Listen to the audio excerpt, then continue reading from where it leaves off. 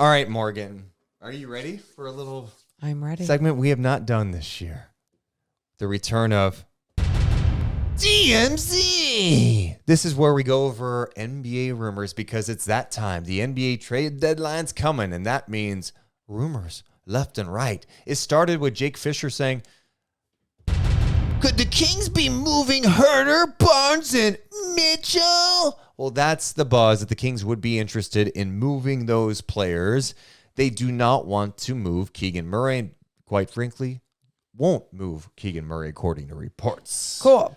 So that's one thing. And then this afternoon, I was getting ready to go to Golden One Center when Shams had this intel on Pascal Siakam. Are ramping up trade talks around Pascal Siakam, and I'm told the Sacramento Kings are emerging as a serious suitor in Siakam. They're among the offers and options that Toronto has, and this is a gaining interest for Sacramento to pair and combine a big three of Pascal Siakam, De'Aaron Fox, and Domantas Sabonis if they're able to pull a deal off. But what could be a very integral part of these conversations with Siakam is he is on an expiring contract of about $38 million, and his willingness and his desire to re-sign as a free agent in July, whether that's in Sacramento or another team that he does get moved to, that is going to play a big part in this. That could play a major role in this.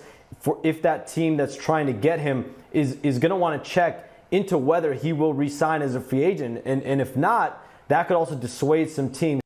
So there's Shams with that report. So the arena was buzzing. The reporters all looking around. What's happening? People, fans, looking at the fact that Masai Ujiri, Bobby Webster, the front office of the Raptors were in town tonight. What is happening?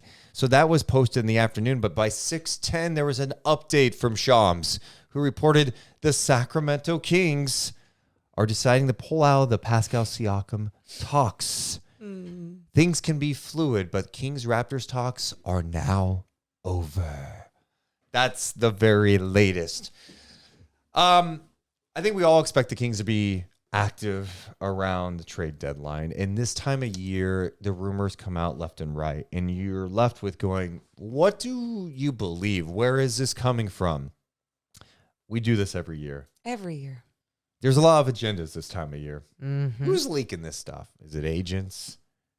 You know, is an agent giving it to Shams? My other thing, Shams is a grinder. He puts a lot of stuff out there. Shams is more willing to put out like rumors that may not mean, he may put talks out, where Woj is more like he's reporting when it's a little more advanced. Shams is like, I'm putting it out there. I'm doing some stuff with FanDuel TV that can get in stadium, that could get some good traction. I wish people would understand this reference that I want to go with. But you think about, like, for example, if anyone watched the Real Housewives of Salt Lake City season finale, when Heather Gay was trying to prove that Monica was this bad blogger, okay, this undercover Instagram blogger that has been putting out a whole bunch of shit about them. She waited until she got all this information from people that she had on the inside that was the person, and then she confronted Monica. Where like Shams would be the type that would hear one rumor, like, I think it's Monica, and then he'd be like, Monica, did you do this? Without all of his facts. But like it ended up being true, and I'm sure there's truth to what he puts out, and thank you for anyone that actually understand that reference. But truly, 7 people who listen to the podcast. That's fine. And those 7 people, please let us know. Please let us know. Thank you. But that's truly what I do feel like Shams does. And I don't think that's a problem, because I think it's kind of fun. I love a little bit of tea. But at the same time, like, if you are out there taking on this information, take it on like, hey, it's just a little rumor. It's just a little tea. Let's talk about where this is at, though, in terms of the Kings' interest in Siakam. It obviously makes some sense. You see how he plays. He's a player that, when he's going, can score at all 3 levels. Not as efficient from 3 as maybe you would like. He's been doing it better as of late, but he's got size. I think he can play with physicality. He is long, rangy, can defend a few positions too.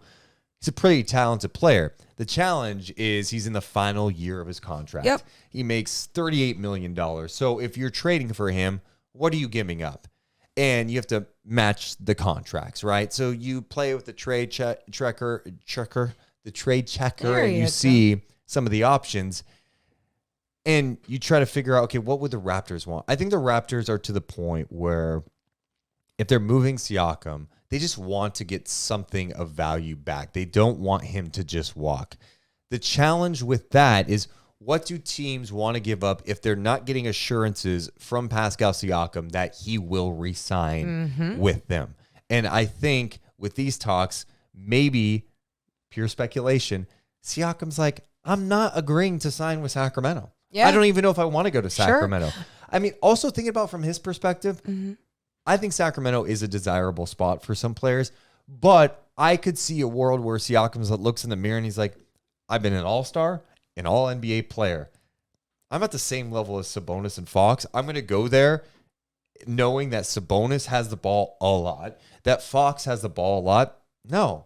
Yeah. I'd rather go somewhere else where I still get my touches. Send me to Atlanta where it's a two-man game with Trey, or maybe get me to Golden State with Steph. We also don't know his personality, right? No. And the reason why I say that, because I go, there are some personalities that truly can believe, like they how am I trying to say this? They have a personality where they really enjoy the game, and it's not even like, oh, they love winning and they want to go where winning is. It's they love basketball, so they love a certain style that is there. And I feel like if he were to have a season and there was winning basketball one, but also Mike Brown was there and he was being coached by Mike Brown and his style, and he's like, oh, this could better my game for this time in my career. I think that is so valuable to certain players that actually respect the hell out of the game and respect that part of the game. I agree. And that's what I'm saying. I don't know if he's one of those guys or if he's more like, I'm Kyle Kuzma, get me paid, give me the ball. Well, and I think part of his logic too is, if I get traded to, I don't know, Sacramento, when I hit free agency, that team can pay me the most. Yes. I would hate to give up money and have to go somewhere else. I would rather get traded to a team that I know I want to be with. I think Pascal would definitely desire to play with the Warriors and play with Steph Curry. I think that is something that is appealing to him. Why wouldn't you? These want talks to play are, Steph? Yeah. I mean, whether they're paused for now, it doesn't mean it's over for good. I'm with you. We are in January right now, and maybe there was some stuff exchanged today, some talks, and they couldn't reach a consensus on something. Well, you know what? We're done with this for now. And maybe this got leaked out by someone in the Kings a few hours later, like, okay, we're going to squash this and say talks are paused. Yep. Who knows what to believe at this point? That's where we're at with it. I think from Sacramento's perspective too, like, I don't know how you feel about this, but do you make a trade for Siakam without knowing he's going to resign? Are you willing to take that gamble? They've done this before years ago with Rudy Gay, and they were able to get him to resign. They've been able to retain players before, but if you trade, let's just say you traded to make salaries work, it's like Barnes, Herter, Davion, a pick to get Siakam, knowing that he can make you better, and you get to keep Keegan, and maybe this year with the West being open, who knows what the hell can happen? You never know. Yeah. But he could walk at the end of the year. Are you willing to take that risk, even though it doesn't give you a lot of cap space if he walks? I feel like for Pascal Siakam, sure, you would be willing to take that rental, that risk. And on top of that, you would believe, obviously, you believe that would turn into winning basketball, and winning basketball would please this man and make this man actually want to be a part of this group going forward and want to resign. But I mean, yeah, there's just no guarantees, but that's the type of guy, sure, I would take the rental on. And that's something that Sacramento, I think they're the type of team sometimes that you think about where it's like, hey, we may not be able to get a Pascal Siakam in free agency, but if we trade for him, and to your point, show him our infrastructure, show him what we're about, the style of play, the resources that we have, the commitment, the building, the fans, that we can convince him to stay. That like we'll make him believe. Like that's kind of what they bet on. And it's a bet for sure, but it's also one of those things that, man, you do on paper go, if you had four of your five starters are Fox, Keegan, Siakam, and Sabonis. And then you have Monk coming off the bench. Yeah, and that's what your goal is in this league, is to find, although you believe in Keegan and him becoming that third guy. And that's why even when Shams is talking about like, can he be that third guy? I'm like, yeah, I mean, obviously that's what Siakam would be, but how great that Keegan's your fourth. It's just like, it's a very much, it feels like a holy shit type of move. But you are taking that risk. And I think this Kings team and what they believed in last year, especially at the trade deadline, was their continuity. And I think this year it's not that they don't believe in that and patience still, but they also understand that, hey, to get better, you're going to have to take risks and moves. But the moves that need to be made still need to be smart. And I think so many people are going to be so pissed off if nothing is done. Well, I'm sorry, but here's the thing. If things behind the scenes, if there are teams that would only do something if Keegan Murray's involved, if Malik Monk isn't involved, screw you. Then sure, you can't make it. Then you can't get it done. You could still get deals done around the league to help this team, though. The deals done will be the under the radar moves, and I'm talking about the under the radar type guys on certain teams that are losing around this league. That everyone's gonna be like, "How is that? That's not Pascal Siakam." But it's like, okay, but it's the tweak. There's going to be certain players that are going to end up being the tweak. I mean, you just think about someone like Trey Lyles that has completely changed this team, and nobody was even talking about him in that move. It's like nobody was even being like, what can this guy do? I think you and I maybe mentioned like, hey, he still could have this or do this. Or then in the offseason, it was like he worked on his body, not knowing what he could actually contribute when he is a big part of this team. So my point is like, even with that stuff, I'm not saying you can do whatever the hell you want, but I'm also going to be patient with my thought process. I also think there's nothing wrong with an under the radar move. I think if you upgrade slightly, it could make this team significantly better. And you're betting on, hey, dude, I think Keegan long term is going to turn into a damn player in the NBA. And then you're not screwing with your core. So that's something. I mean, I'm not trading Keegan Murray. Like, that's off the table. That's not happening. Right. So improving this team is outside of that. I mean, I think the Siakam thing is going to be interesting to follow. That we've heard noise. Mark Stein had some stuff today talking about Atlanta being interested. The DeJounte Murray thing's getting weird. Yeah. The Pacers beat them again today. Second time this year they played, and the Pacers have scored 150 plus on them in a game. That's awful. It's a weird vibe. It looks like they want to move on from DeJounte Murray, more focused on, Trae Young and Jalen Johnson, but could they be on him? The Pacers have been brought up about Pascal Siakam, which fascinates me. From a Pacers perspective, I don't know what their rush is. I don't know why trading for 29-year-old Pascal Siakam and then looking to extend him, what's that really do for them? I think they can be patient, allow Halliburton to continue to develop into what he is turning into, which is one of the best players in the league, and build around that. I don't think they have to make their move now. And I don't know. I think they'd be a playoff team and get that experience and then still be attractive in the future to go get people. Yeah, because if you're trying to get that rental when you're not even a playoff, I mean, I guess they could. They would be, but I don't know. I mean, I think they could get to the playoffs without him in the East. And I'm just saying, is that the missing piece? Is that what you want to invest in? I don't think they have to make that move now. Even Detroit's been mentioned. Like, Detroit wants to do something. Could they be in the mix? Who the hell knows? So the Siakam thing, at least at the moment, kind of pushed aside. But I mean, I would love to see the fit. I think there are questions about, okay, what's the spacing going to look like because of where Siakam likes to operate, right? Maybe in some similar spots like Sabonis and even Fox in the mid-range in times.